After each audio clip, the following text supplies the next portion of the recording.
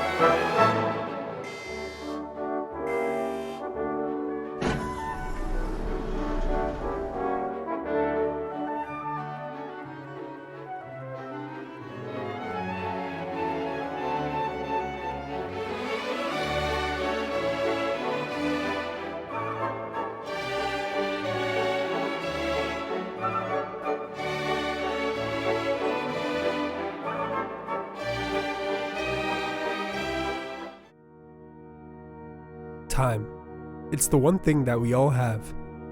The one thing that we're constantly running out of. But what if I told you that time isn't as simple as the clock ticking and ticking? That depending on where you are and how fast you're moving, time itself can stretch, slow down, or even, under the right conditions, come to a halt.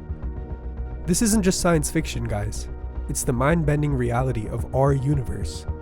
Time dilation, a consequence of Einstein's theory of relativity, tells us that time moves differently for different observers. If you were near a black hole, time for you would slow to a crawl compared to someone far, far away. In a sense, stepping too close to one of these cosmic giants is like hitting the ultimate pause button on your life. Except, there's no coming back. But here on Earth, we don't get that luxury. Our time only moves forward at a relentless pace, and every second that passes is a second that we can never ever get back. So if time is both relative and passing by, how should we use it? Let's explore. So, do you guys ever feel like time is just slipping away? Like you blink and suddenly it's just tomorrow? I do. And what if I told you that time isn't as constant as you think? In fact, you might already be experiencing time differently than someone else, right now. Literally. Welcome to time dilation. Alright, let's start simple. Time dilation is the idea that time moves at different speeds for different people, depending on two things. One is speed. The faster you go, the slower time moves for you. Pretty simple, right? And two is gravity. The stronger the gravity around you, the slower time moves. That's right, time is not universal. It stretches and compresses like a rubber band.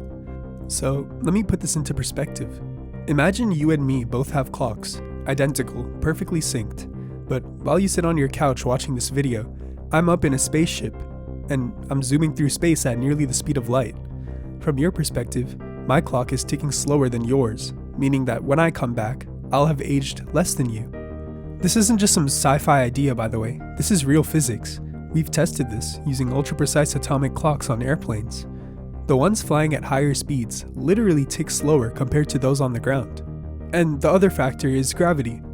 If you're close to a strong gravitational field like a black hole, time moves slower. If you were to hover just outside a black hole for a while and then return to Earth, surprise, the rest of the universe would have aged far more than you. I guess you could say that time literally folds near a black hole. Think of it like toilet paper literally folding near a brown hole. So let's cut the nerdy yap and cut right to the chase. Are we experiencing time dilation right now? Yeah, we are, but on really tiny levels. If you live in a high-rise apartment, you're technically aging faster than someone on the ground floor. The difference is super small, but it's there. GPS satellites orbiting Earth actually have to correct for time dilation because their clocks tick slightly faster than ours due to weaker gravity. Without adjusting for this, GPS would be off by kilometers every single day. So, time isn't really as simple as we think. It bends, slows, stretches, and if you really want to slow down time, just go near a black hole, or sit through a really boring meeting. It's the same effect. Yeah, it does have to do with our daily lives too. Just like the concept of speed and time dilation, there's also a perceived time dilation. Living a fast-paced, engaging life can actually make time feel slower and more memorable.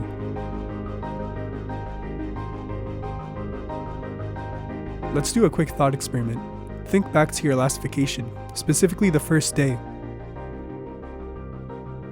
It probably felt really long, right? Like you did a ton of things and the day stretched forever and ever. But by the end of the trip, the days started blurring together. That's because our brains measure time not in hours or minutes, but in experiences. The more new experiences you have, the more bookmarks your brain creates, and the more bookmarks, the longer it feels in retrospect. Now compare that to a week where you just did the same routine every day. Woke up, went to work, scrolled your phone, repeat, and the week probably flew by in hindsight. So paradoxically, if you want to slow down time, you have to live fast. And it makes sense. Sometimes you do more in one day than you've done in the past month. Now, enough about time dilation. Let's talk about something else.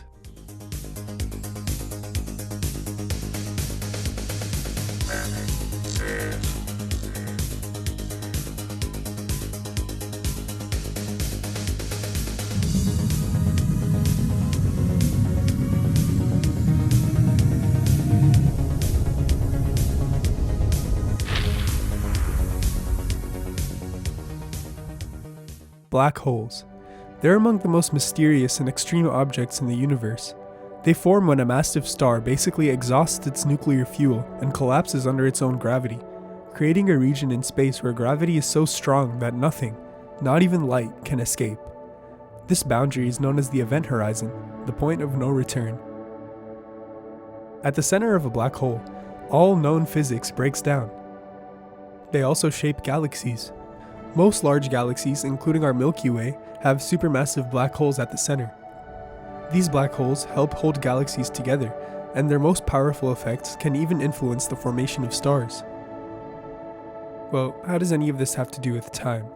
According to Einstein's theory of relativity, the stronger the gravity, the slower time moves, just like we said before, and since black holes have the strongest gravity in the universe, they can stretch and warp in extreme ways.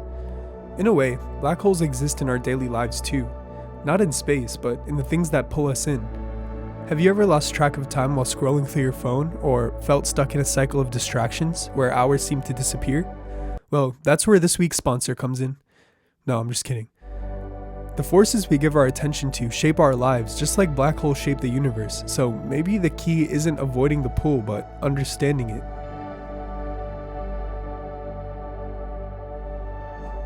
The same way that scientists understand the concept of time dilation in black holes, we should all seek to get a grasp on the way time works in our own lives, because it's different for everyone.